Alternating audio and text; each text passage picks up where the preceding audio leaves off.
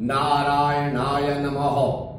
रावण को मारकर लंका पर पूरी तरह से विजय पाकर के भगवान राम, लक्ष्मण और सीता के साथ तथा अन्य सभी सहयोगियों के साथ अवधपुरी की ओर चले हैं। हनुमान जी ने जाकर भरत को उनके आने की सूचना दी है। भरत ने पहले ही कहा था कि भैया अगर 14 साल से एक दिन भी आगे हो गया तो आप मुझे जीवित नहीं पाएंगे। उसी के अनुसार भरत ने चिता लगाई है और निश्चय किया है कि यदि नहीं लौटे तो फिर मैं अपने प्राण त्याग दूंगा। गुरु जी समझा रहे हैं। उसी समय हनुमान जी ने जाकर के सूचना दी। तब ऐसा लगा जैसे भरत के अंदर प्राण आ गए हों और भरत फिर आनंद से विभोर हो गए महलों में। और अयोध्या में सबको सूचना दी है। केवट से मिलते हुए भगवान श्री राम जब पहुंचे अवधपुरी में, सबसे पहले कैकेयी से मिले हैं, सभी माताओं से मिले और भरत वही चरण खाम लेकर के उनके चरणों में खड़ा हो गया। कहा कि भैया ये अपना राज्य संभालो। भरत को जरा भी राज्यपाट का लोभ नहीं था, इसलिए उन्होंने एक दिन भी विलंब नहीं किया। तुरंत चरण खड़ाऊ देकर के उन्हें राजपाट प्रदान कर दिया।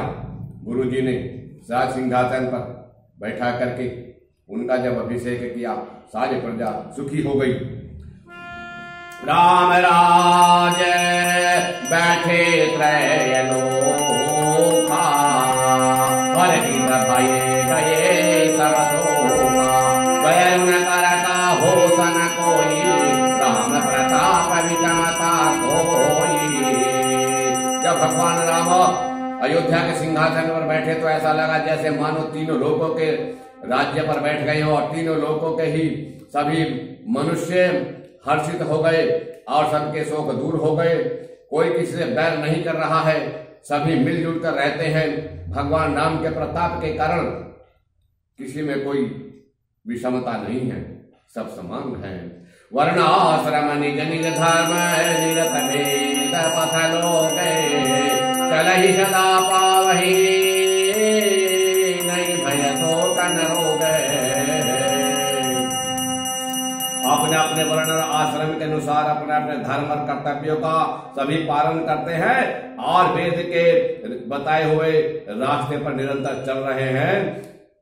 कभी भी कोई किसी को भय नहीं है और शोक और रोग से सभी अलग हैं, अर्थात शोक और रोग उनको नहीं सता रहे हैं। और दैविक दैविक दैहिक दैविक भौतिक तापा, राम राज नहीं काहु व्यापा।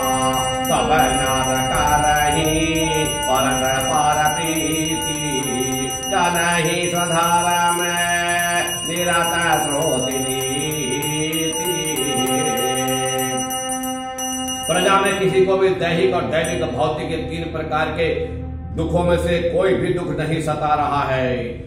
राम राज्य में ये किसी को भी नहीं लग रहे हैं। सभी मनुष्य आपस में प्रेम भाव रखते हैं, चाहे वह किसी भी जाति का क्यों ना हो, किसी भी वर्ण का क्यों ना हो। सभी अपने अपने कर्तव्यों के पालन में लगे रहते हैं और वेदों की नीति को अपना रहे हैं। चारि वो चारण है, अरे धर्म जग माही, और कोरी रहा सपन हो यज्ञ आही। धर्म के 4 चरण चल रहे हैं और सारे संसार में धर्म व्याप्त हो गया है। तीनों लोगों में धर्म व्याप्त है। कोई सपने में भी पाप नहीं करता है। 4 चरण का मतलब है सत्य, शौच, दया और दान। ये 4 धर्म के पैर हैं, चरण हैं। ये सभी के द्वारा पालित किए जा रहे हैं, अपनाए जा रहे हैं। और अल्प मृत्यु नहीं कवन उपीरा,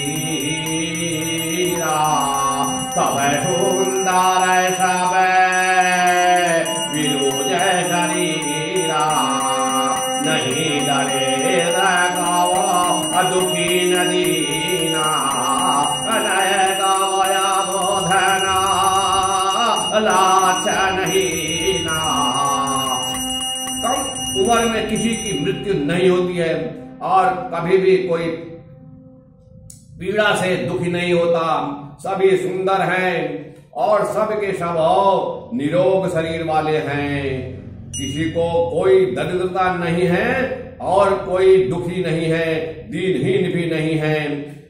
कोई भी अज्ञानी अथवा मूर्ख नहीं है। सभी शुभ लक्षणों से युक्त हैं, बुरे लक्षण से रहित हैं। सब निर्दम्भ धर्मरत गुणी सब गुणज्ञ पंडित सब ज्ञानी। सभी धर्म दम्भ से रहित है, अर्थात अहंकार नहीं है, धर्म में लगे हुए हैं। सभी गुणवान हैं, कोई किसी भी वर्ण का क्यों न हो, और सभी गुणवान हैं, गुणज्ञ हो गए हैं, अर्थात पंडित हैं और सभी ज्ञानी हैं। सनकता ज्ञान ही अरे का पाठ है सयानी। सबके सब दूसरे के किए हुए उपकार को मानने वाले हैं।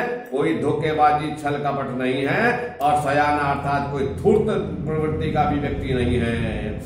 राम राजन वगे ससना सचराचर जग माही काल कर्म स्वभाव गुण कृत दुख काहू ही नाही। पिया राम जय जय राम। हे गरुड़ जी महाराज सुनो, कोई भी भगवान राम के राज्य में चाहे कोई प्राणी हो, चराचर जीव हो, इस संसार में सभी अपने समय, कर्म, स्वभाव और गुणों के प्रभाव से दुखी नहीं था। सबके सब सुखी थे। इस प्रकार का राम राज्य था। सभी समुद्र से घिरी हुई उस पृथ्वी पर प्रभु राम का राज्य था। बोले श्री रामचंद्र भगवान की जय, बोले लखन लाल की जय, बोले भरत लाल की, बोले शत्रुघ्न महाराज की, बोले सीता मैया की जय, बजरंगबली हनुमान की जय। सभी श्रोताओं को जय सीता राम।